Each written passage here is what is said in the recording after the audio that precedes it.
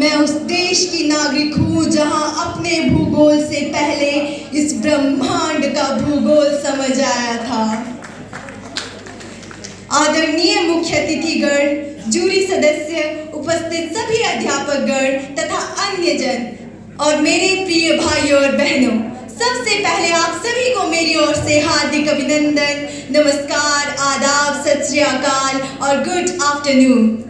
मैं स्नेहा मनहास, कक्षा 10वीं की छात्रा, government girls high school Atholi Paddar Kishtwar Jammu division से आज आप सभी के समक्ष एक ऐसे महान व्यक्ति का स्मरण करने के लिए उपस्थित हुई हूँ जिन्होंने अपने शब्दों और विचारधारा से न केवल भारत अपितु संपूर्ण विश्व की मानवता को जागृत कर डाला।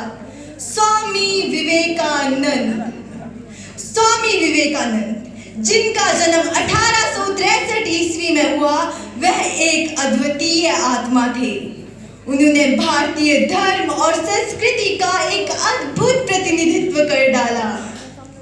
अपने भारत का परिचय देते हुए उन्होंने धर्म और संस्कृति का एक ऐसा चित्रण किया जिसने संपूर्ण विश्व के मानवता को जागृत कर डाला।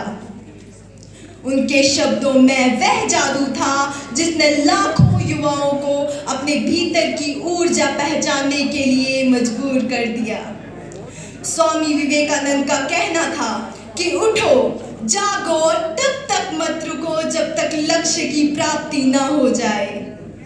स्वामी विवेकानंद जी का जीवन हम सभी के लिए एक उदाहरण है कि किस प्रकार एक मनुष्य की सोच तथा दृष्टिकोण संपूर्ण विश्व में बदलाव ला सकता है।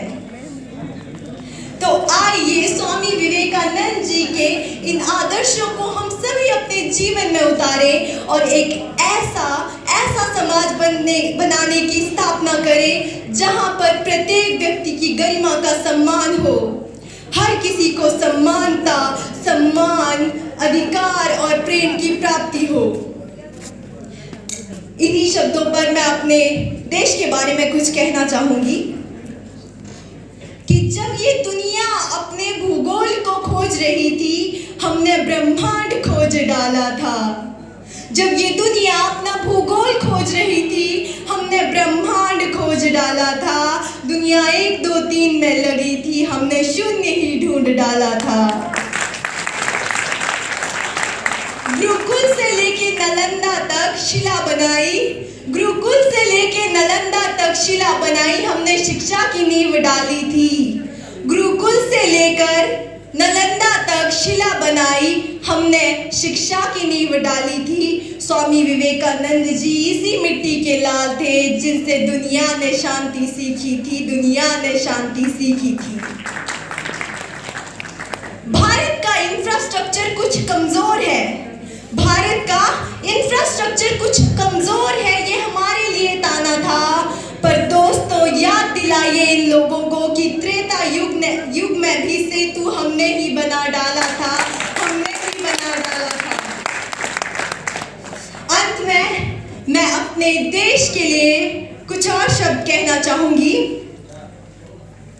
कि हम अपनी जान के दुश्मन को भी अपनी जान कहते हैं, हम अपनी जान के दुश्मन को भी अपनी जान कहते हैं। इसी प्यार की भूमि को तो हिंदुस्तान कहते हैं, हिंदुस्तान कहते हैं।